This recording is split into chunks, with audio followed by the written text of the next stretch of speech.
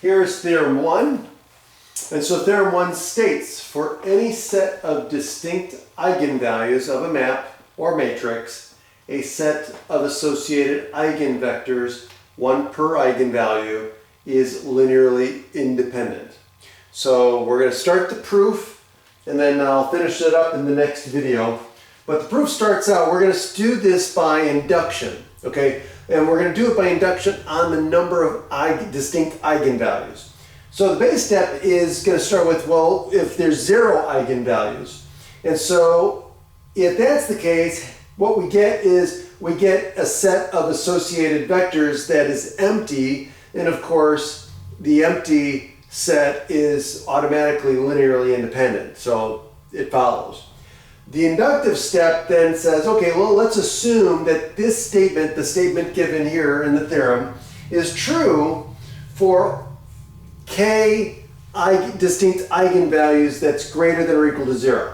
So let's say it holds for the distinct number of eigenvalues k, where k is greater than or equal to 0. Let's consider k plus 1 distinct eigenvalues. So let's say lambda 1 through lambda sub k plus 1, and then let v1 through vk plus 1 be the associated vectors. And then suppose we have this association, right? So c1 times v1 plus all the way to ck vk plus ck plus 1 times vk plus 1 equal to the 0 vector. Okay.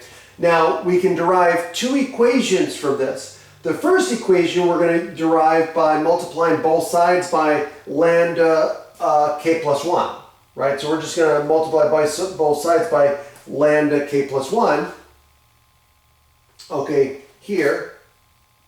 Okay. And then the other equation we'll get is by applying the map to both sides. Excuse me.